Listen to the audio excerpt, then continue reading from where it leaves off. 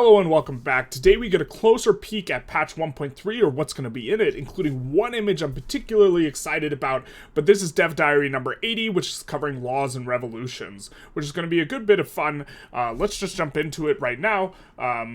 And talk about things. Okay, happy Thursday. You're correct. They're talking about their changes. Well, why changes? The core mechanics of law and political enactment and political movements agitating legislative change and or revolution was well in accordance with the design vision. This is actually something I really like about the game, how, you know, your pops and the production methods and all this interact in a way that is dynamic and interesting. You know, you're trying to like change who owns the buildings to change the clout, or who works in the buildings to change the clouds, more machinists, more trade unions, this type of stuff. And there are a number of issues that bothered us and many of the community members since release. You're telling me. The feeling of excessive randomness in law enactment mechanics. Yeah, it's just a die roll, where you only have a 5% chance and you could critical hit and it wasn't particularly rare, or repeatedly failing when getting stuck at 80% success chance. Yeah, so they should just have more ticks, and you should have to get multiple, well, they're going to do it. We're going to get into that. But the thing is they should smooth this out and make it more consistent. You can still have a random chance, but there are ways to make random chance a bit more smooth, which they actually are going to be doing. The risk getting stuck on bad rolls early on in enactment chance, leading to repeated frustration until you cancel the enactment and start over. I usually don't get frustrated, or well, I sometimes do. I get more frustrated when I have really high enactment chance and I keep missing. But okay, exploits related to repeatedly starting canceling law enactments to prevent revolutions from ever getting off the ground. Yep, so exploits are a weird thing to talk about because often we do them and like it's a part of the game, but the more of them they remove from the game, the better, I think. I hope they remove court laws, but that's a thing. Okay. The ability to disarm a revolution by inviting a supporting interest group to the government only to ignore their desires. I'm not sure exactly, once they're revolutionary, you shouldn't be able to put them in government, so I'm not sure exactly to what this refers. If anybody knows, feel free to put it in the comments. Okay. Interest group in governments actually having less political agency than those in the opposition. This makes sense. They actually have no agency, it feels like to me. They don't have like their own like machinations and like movements and like creation of anything. It doesn't feel like an alive system. Like you are interacting with these groups and trying to stave them off in sort of a political or RP sort of way. And so hopefully that would be one way to increase the dynamism for the game and make a lot of the playthroughs just kind of feel like the previous playthrough, just with your capital in a different place. Okay, revolution not building up in a particularly flavorful or engaging way. What do you mean it's not meaningful or flavorful or engaging to have just a progress bar tick up? Sometimes so fast you don't even notice it, which is actually, I think, kind of a UI problem. I think there should be a button when you get a revolution progress bar, when it initially appears, because sometimes I get a revolution and I'm not even paying enough attention and it just pops, but that's a UI thing. Okay, several confusing user experiences and tooltips related to law enactment and revolution. Okay, well, confusion's bad, so let's get into this. Law enactment changes. Laws now need to progress through three phases in order to pass. Perfect. And so what you have here, if you just make the phases 3 times as fast and you have to get 3 successes, you smooth the curve overall of how long it's going to take to pass the law, because you can no longer just luck sack of 15% on the first try. You'll instead just get a progression, which makes things are going to take an amount of time that is much more consistent with the enactment chance, and you won't just get these critical failures or critical wins as often. Of course, it's still possible to get, a 15% chance 3 ticks in a row, but it's much less likely than getting that first 15% chance. And so this is fairly, I like that they're switching it to this, and they're also going to add more flavor and such on top of that, which is also nice. Instead of simply having a percentage chance to be enacted once the clock fills up, What is not changing is the underlying mechanics of success, advance, and debate. Okay, I don't have a problem with these. And stall chances, which are based on the relative endorsement and opposition of the law in your interest group from your government. However, when the result is a success, you will instead progress to the next phase instead of immediately enacting the law. So you have to do it 3 times, but I assume it goes 3 times as fast, right? And so you can still get a law in the same amount of time. And this also makes it so when you have like a 70% chance, you're much more likely, you're going to get the law in like a much more timely fashion than sometimes like failing the 70% chance 3 times, which just feels bad, man. To compensate for the additional time requirement, we've increased the pace of the enactment clock. This is what I was talking about, which also means more twists and turns during enactment. Yeah, more events, more flavor, more wins. Previously, it was not uncommon that if you had 40% endorsement of a law to pass, you might succeed the very first checkpoint, which makes the whole thing mostly a waiting experience. Yep, it doesn't feel interactive, and it just feels like, okay, I put this in, I see that it's not going to cause any radicals, and so now it's just a wait and trying to hit the good events, I guess. By requiring a number of successes, we can compensate for the random factor and create more interesting challenges. I wish they worded this sentence in a bit of way that kind of just talks about it like more mathematically, because they're just they're making it smoother instead of like more jarring by requiring 3 enactment chances, and I assume making it go 3 times as fast. But I guess that's an assumption, right? What this is, in the words of Alex and QA, who originally conceived of this feature, just 3 EU forced sieges in a trench coat. Just when are they going to take the trench coat off? Who knows? It solves the problem of excessive randomness and gives you a lot better, giving you a sense of progress and increments at the stakes of each decision made, or it increases the stakes of each decision made. Choosing a plus 5% enactment chance out of an early event now doesn't give you a plus 5 to a single roll, but effectively plus 5 to all 3 phases, which is a much bigger deal. Okay. I mean, like, it's the equivalent of plus 5% with the old system as well. What is now the case is plus enactment chance is worse once you've already won some successions, just in terms of like the math, if it takes 3 times as long. But okay. You're also more likely to experience a variety of events before the thing is concluded, which this is good. Hopefully they also include way more events instead of just getting the same ones. If they doubled or tripled the events, that would also be neat. Although maybe that's an unfair criticism. I've just played too much Victoria 3, but it's like, I've seen you've seen every event, you've seen every event, and you're just used to it. Events spawned by the enactment process are now categorized in association with the UI element that tracks your progress. So this is very nice looking. And I assume that these are together, and this is just better from like a UI perspective.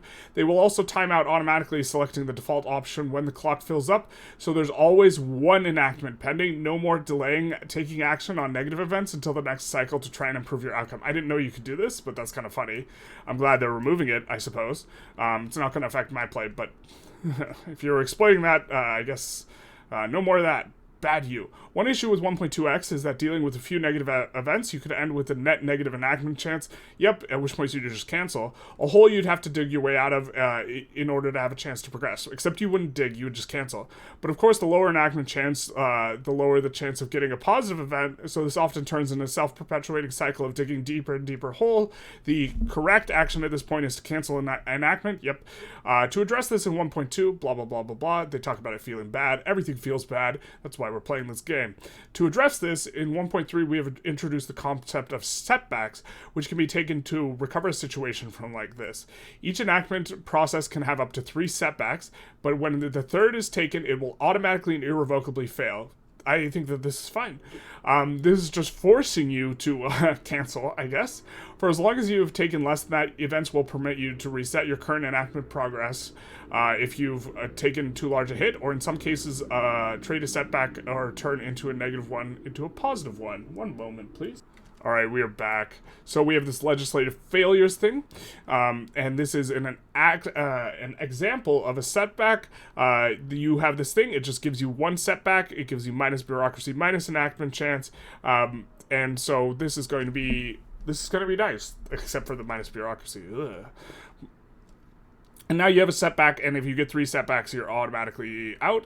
And then also, they're going to have things that have multiple options, one of which might give you a setback, which will give you a little bit of choice and a little bit of strategy in terms of how aggressive you want to play something, because it can be the case, if we take a look, we have -5 bureaucracy, plus enactment time, extra enactment chance, and you're gaining a setback. So now you can kind of take a setback for more enactment chance, which makes it so I think that, you know, for some laws, you really, really want to make sure you pass them and the time isn't important.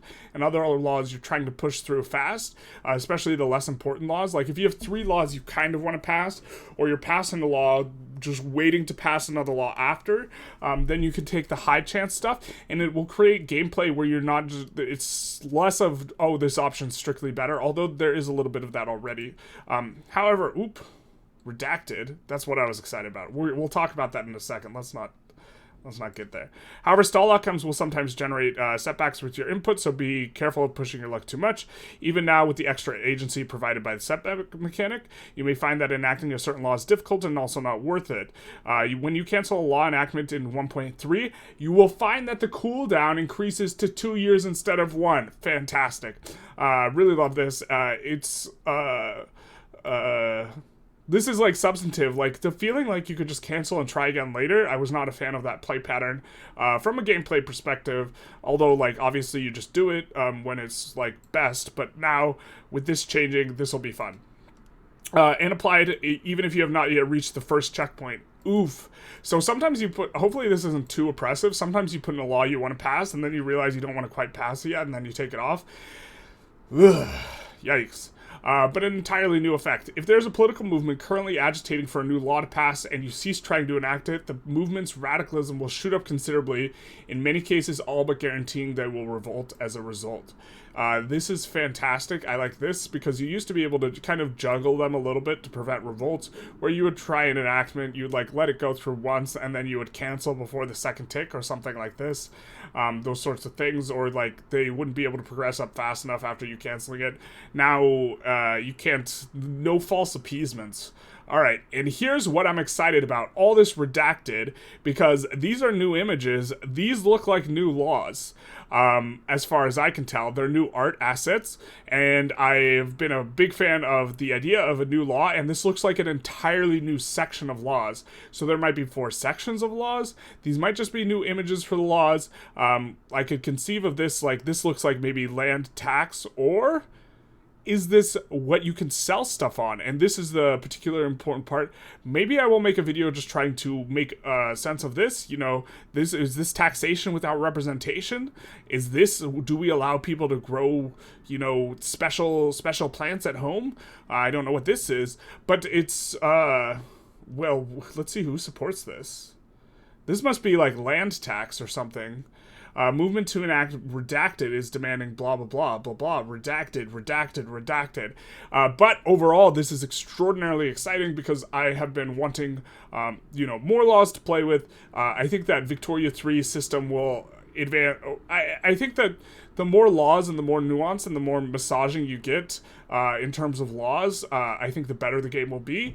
And also, the more power that is stripped from you in terms of what you can directly build, I think the better the game will be. I think the game is like about indirect influencing of things as best you can from the governmental perspective, and so the government, I'm a fan of laissez-faire, taking away 75% of your building ability. I think that this is, well, saying it's good is not necessarily like the right word, but saying that it is creating an environment that facilitates this sort of how should I say, gameplay that is, your agency should come from the laws you pass and maybe trade routes and maybe stuff like this, but it should not come from you deciding every single building that gets built, because this is not a really good economic simulation. Sorry. Okay.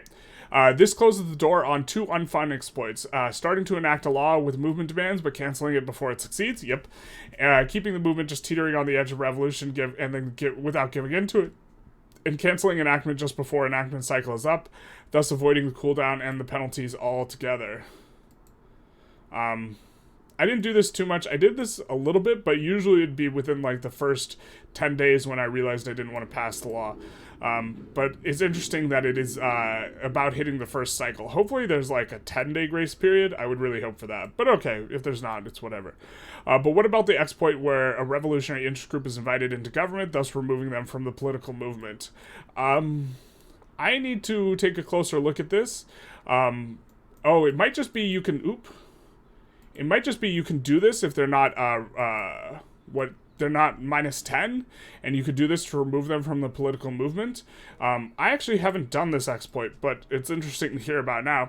In one sense, this is working as designed. Inviting a populist faction to try and execute their politics is a more respectable fashion. In a more respectable fashion is not an infrequently utilized tool for declawing a revolutionary movement. The problem with this in Victoria 3 is that the human player will be in full control of which laws are enactment. I think that some of this control should actually be stripped from the player, and that, it should actually feel like you are... if you have a democratic system and not an authoritarian system, it should actually feel like... the various interest groups have a lot more bite to them in terms of deciding what gets passed. And so, but this is perhaps a play pattern that people don't like because it makes them feel like they have a lot less agency. But it would be good for the simulation, and then you have to try and figure out, okay, how are we going to try and handle this? Okay, so inviting a group that doesn't into government doesn't actually give them more power to make change. Yeah, this is the fundamental thing.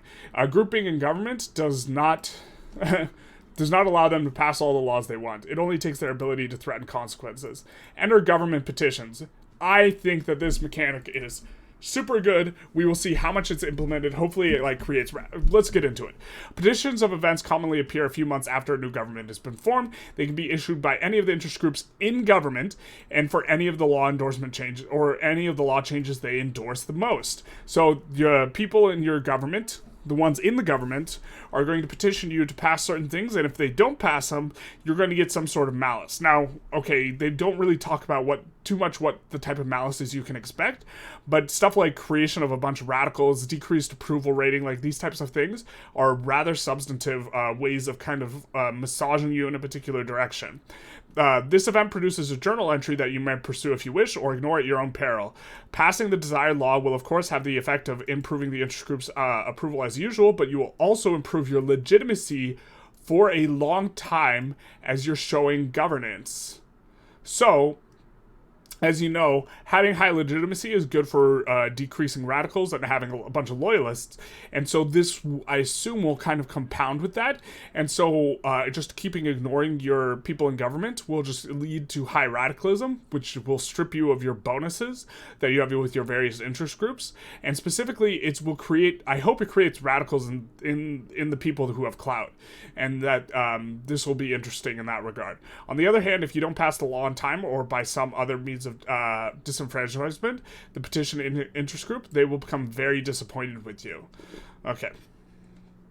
Here we have a mock-up of the thing, and let's see. If the time runs out, they get decaying for 9 years, -5 IG approval. If completed, 5% of them become loyalist, and you get 10 legitimacy decaying. So this is pretty nice. I think that this is perhaps a little conservative in terms of the bonuses and the malices, but fair enough. Maybe they don't want it to be a super strong effect. I thought when I skimmed through this initially, I did not notice that it was telling us what the penalties and benefits would be, but here's an example of this. Okay, in effect, this creates a kind of government agenda that the player is rewarded for pursuing or penalized for ignoring, further incentivizing building a government of a constellation of groups whose politics you actually want. So no more just throwing the landowners in government for more legitimacy, early on in the game. When you have a really strong landowner and you're not trying to pass anything relatively proactively, it means actually getting guys out of government is going to be important, which it should be. For the modders out there, I read, government petitions are quickly implemented in the script and can serve as a good example and pattern for journal entries that can be more dynamic and responsive to circumstances. Fantastic. I'm not a modder though, so finally, what happens when things go sideways and your population demands something that you can't or won't give them? In the current line, a political movement with high radicalism will become revolutionary, triggering a countdown until they rise up against you, just a simple bar, taking several of your states with them. In 1.3, these fundamentals remain the same, but the countdown has changed dramatically. And now we have the revolution clock. So we see that this is now much like passing a thing or passing a law. When the political movement becomes revolutionary, a clock will start ticking. Ba-bam. Similar to the enactment clock, yeah, it is. Every time it fills up with the revolutionary meter will increase with a revolutionary event triggering alongside it. Fantastic. So it's not just, like getting a revolution is maybe not always the worst thing, but if this causes enormous turmoil in a bunch of your provinces, that would suck too, and maybe some of these systems are like worse than like a full-blown revolution that's sort of stuff, and it's going to make you care more. We'll see. The event frequently provides some options on how to deal with the revolution. All in all, there are 40 such new events in 1.3, many of them contextually triggered based on who's supporting the revolution, what law is currently being enacted, and so on. Okay. With the support of the rural folk, in the political movement led by the intelligentsia, with the support of the rural folk and a political movement led by the intelligentsia and trade unions, all of them individually weak, we are attempting to ban slavery early game in Afghanistan. The reaction from the landowners was quite severe. No, you're telling me. Not only did they leave the government in protest, causing legitimacy to drop to a level where we cannot make progress on the law enactment, yikes, try reducing taxes, but they also started their own movement to preserve debt slavery, and on account of their considerable strength, we went straight into plotting a revolution against their former rural folk co-rulers. And so we have this revolution thing. On the new political movement panel, by the way, this is, I think that the UI looks good for this, just kind of a bit of a side note. On the new political movement panel, we can get a good overview of what the support is actually coming from. Thank God, transparency is actually coming from, and why they are strong as and radical as they say they are. So they're big Madge, they're very angry, and they have support coming from radicals. They have support coming from anger, and we have critical. They have extra stuff from the ruler trait. We see the number of pops. This is the amount of clout too, right? So this is going to be nice, and we love information that's readily available to the player. On the supporting pops tab in the same panel, you can find out exactly who's providing the most support and radicalism of the movement.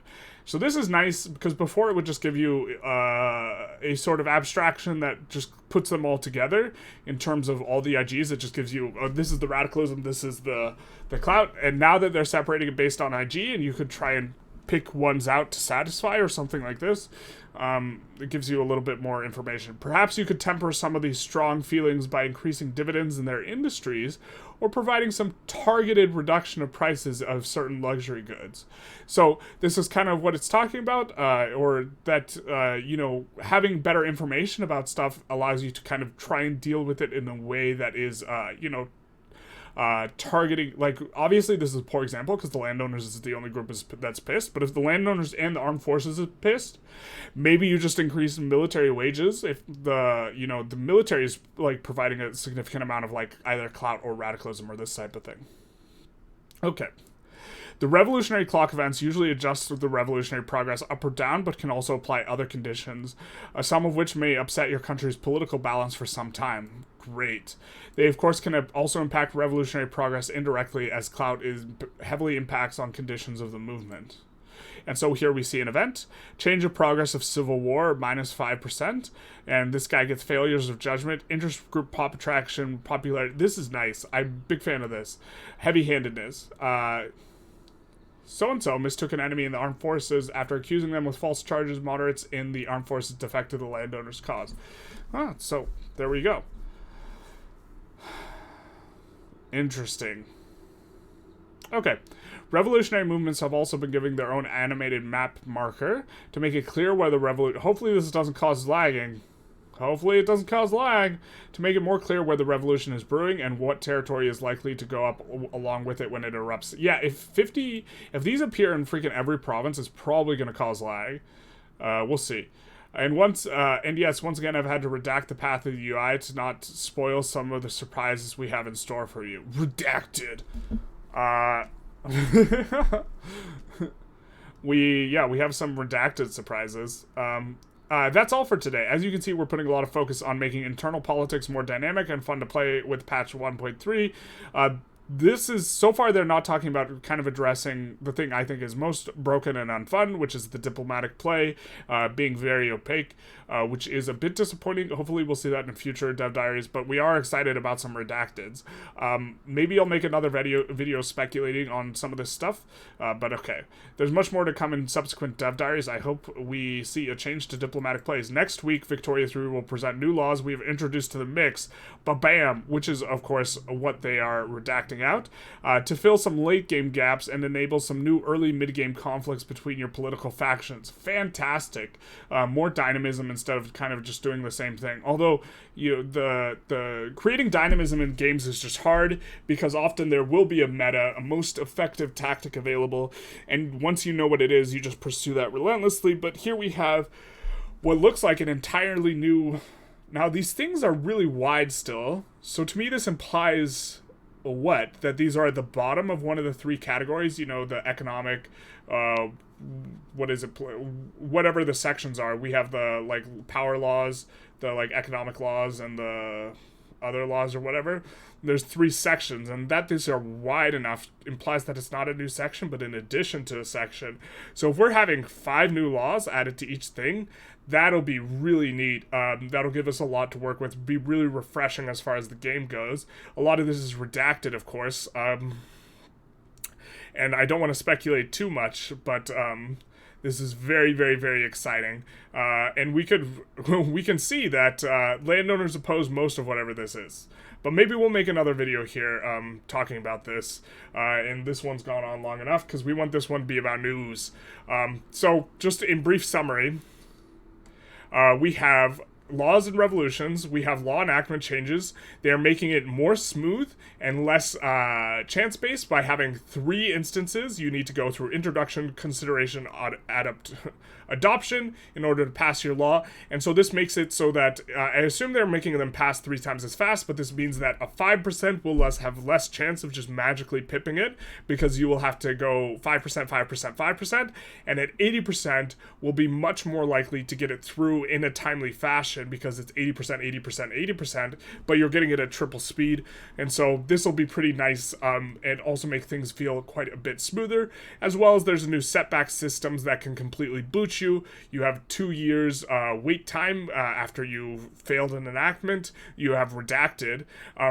Next up, we have kind of this government petitions thing, which is going to allow people in your government to give you a lagging effect on legitimacy or approval and this type of thing, which will encourage you to pass certain laws, which will further encourage you to have the people in government that you want to work with anyways, which is a great mechanic for, you know, kind of, as it stands currently, if you're not trying to pass laws, it really doesn't matter who you have in government.